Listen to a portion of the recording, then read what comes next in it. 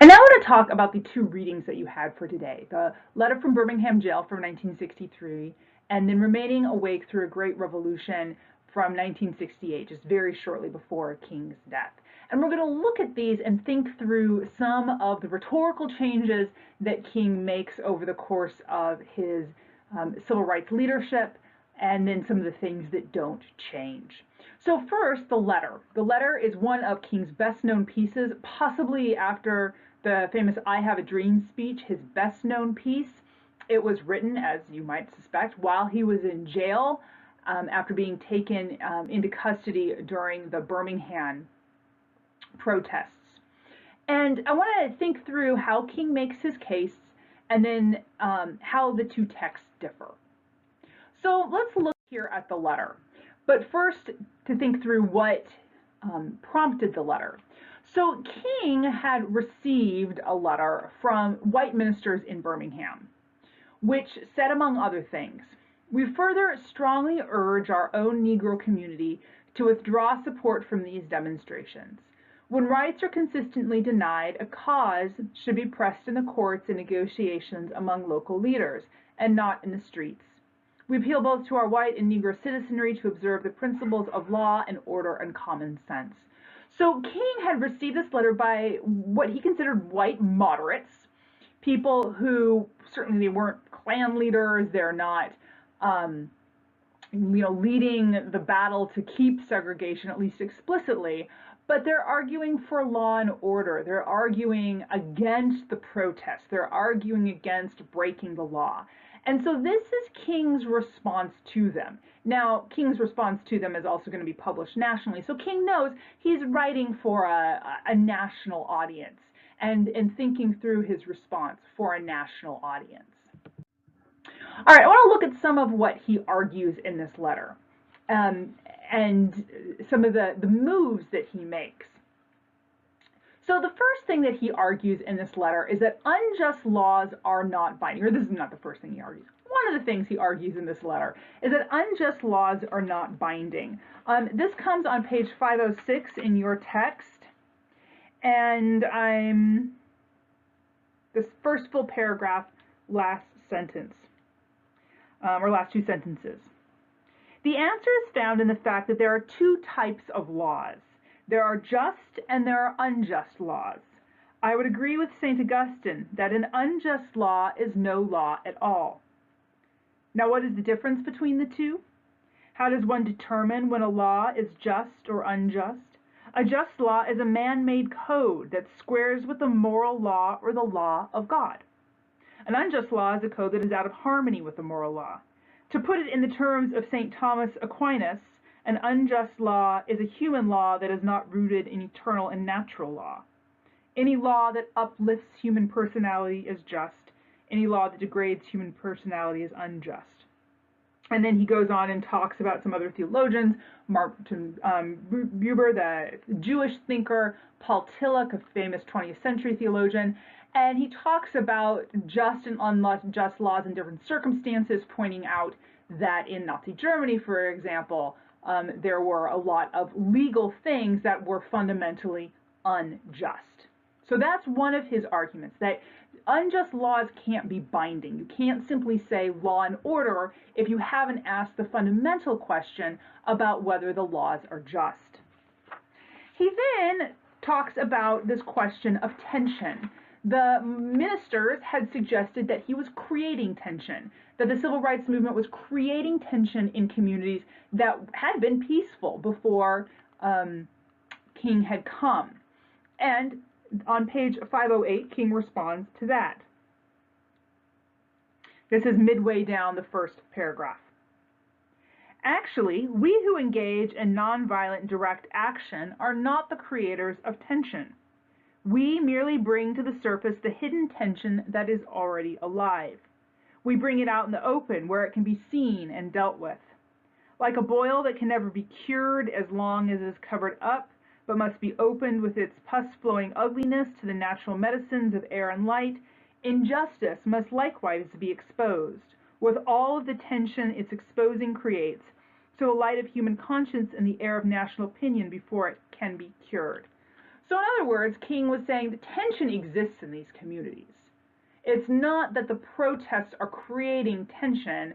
The protests are allowing the tension to come to the surface so we can all see and acknowledge it.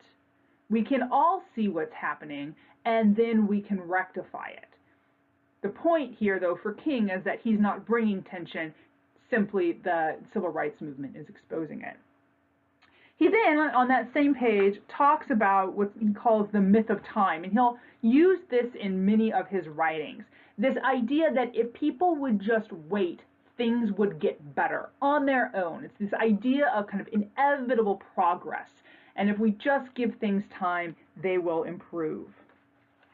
And he says, last paragraph, I'd also hoped that the white moderate would reject the myth of time.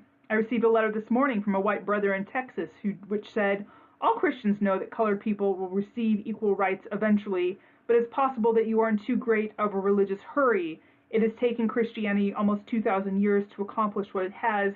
The teachings of Christ take time to come to earth. All that is said here grows out of a tragic misconception of time.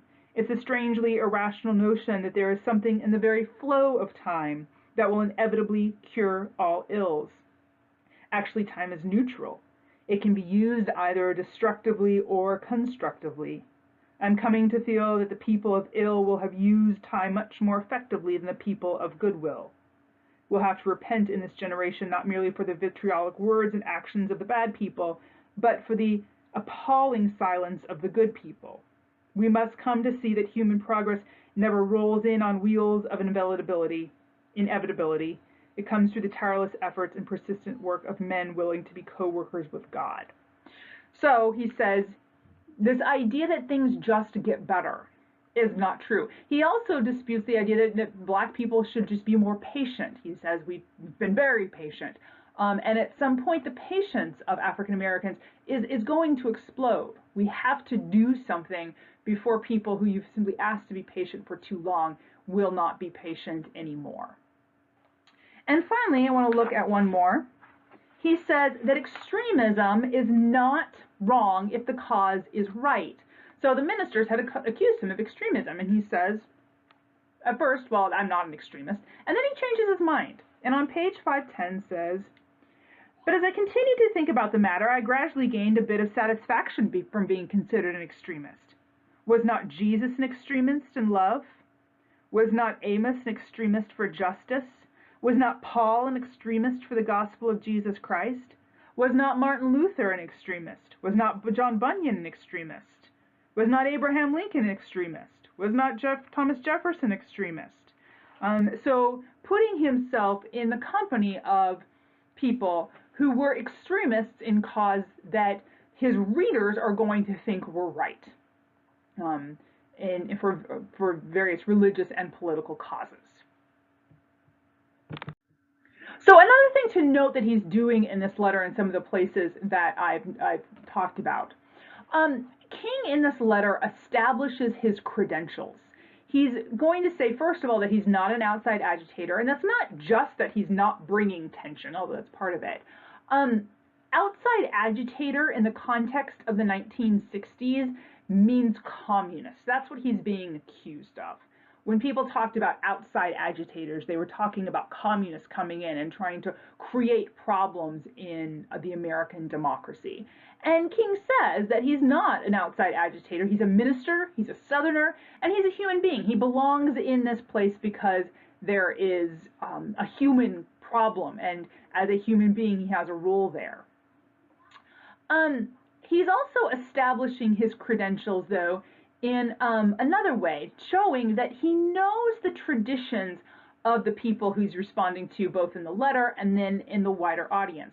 I want you to think about some of the things that he says in his letter, or some of the names that he drops in his letter. So he quotes Augustine, one of the most famous Christian theologians, a thinker from the 5th century. Thomas Aquinas, another famous Christian theologian from the 12th century. I'm forgetting names. Paul Tillich, famous 20th century theologian. Reinhold Niebuhr, famous 20th century theologian. He's saying, for one, I have a PhD in religion. I know this tradition.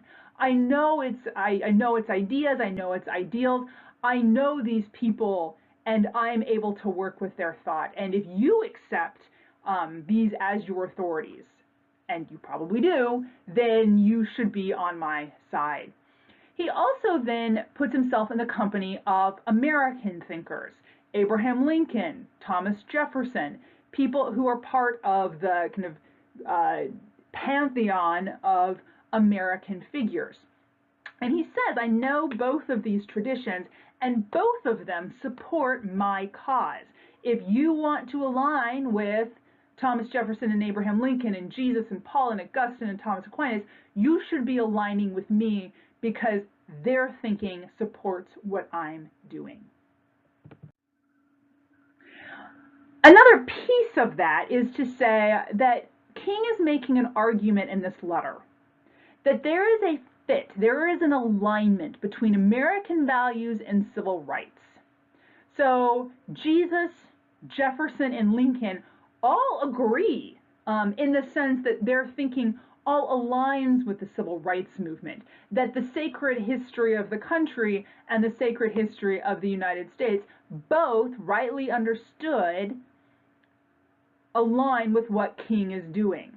So again, a quotation from his letter, we will win our freedom because the sacred heritage of our nation and the eternal will of God are embodied in our echoing demands. And what that suggests is that he sees the sacred history of the nation and the eternal will of God as fundamentally intertwined. In this letter, it seems like racism, segregation are aberrations, they're anomalies in the American history, in kind of the sacred narrative of America. And that narrative understood through people like Jefferson or Lincoln aligns with the will of God.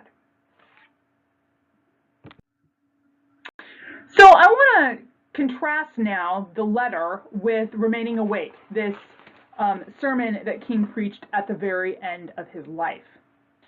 In the letter, we see a very clear focus on civil rights. He's in Birmingham to work on civil rights issues, things that are kind of classic civil rights, the equal access to businesses, the ability to eat wherever you want, those kinds of things. We have a strong focus on civil rights. 5 years later, when he's writing Remaining Awake, his ideas about what he needs to talk about have expanded. He talks about war, so he has sections of Remaining Awake that are devoted to decrying the Vietnam War, which was happening at the time. He talks a lot more about poverty, and not just American poverty, but global poverty. There's a lot more emphasis on the economic situation of the world than there is in the letter. And then he also focuses on civil rights. And in Remaining Awake, he is now saying that these are all connected, that to talk about civil rights, you have to talk about war and you have to talk about poverty. That's not the claim that he's making in the letter, at least not yet. In the letter, as we've seen, he strongly says that the American tradition, the American sacred history, the American past, rightly understood, supports the civil rights movement. In Remaining Awake, he's much more critical of the nation and of what you might think of as its sacred history. So, for example, he talks about the Emancipation Proclamation, which you might expect him to just celebrate, right? The slaves were emancipated. And instead, he focuses on what the Emancipation Proclamation doesn't do. It didn't give people land. It didn't help people economically. It freed slaves in order to put them basically back into poverty. He talks about the difference between what happens to immigrants coming to the country in the 19th century and to African Americans. So he talks about people like my great-grandparents who came and were able to homestead, that if they worked land for so many years, they would be granted that land by the government, and compares that to African Americans who had worked land for a very long time and were never given land. He talks about the provision for land grant colleges. That meant that the government established universities for the children of immigrants so they could be educated. There's nothing similar that happens for African Americans. So this contrast now focusing not on the ways that, say, Thomas Jefferson and Abraham Lincoln support the idea of liberty, but sort of on the ground looking at who has benefited in the United States. And then he talks about the United States as a colonial power. The idea that the war in Vietnam is showing that the United States has sort of been at its heart a colonial enterprise. What doesn't change is nonviolence. King is committed to nonviolence. He talks about this as a minister. He believes that this isn't just a tactic, but that it is the way of God. That doesn't change. And his commitment to what we might think of as a beloved community, he uses that term. The idea that eventually America could be a beloved community doesn't change. But we have a very different kind of rhetoric around the nation in 1963 than we do in 1968. And in the next set of videos, I will talk about some of what changed for King.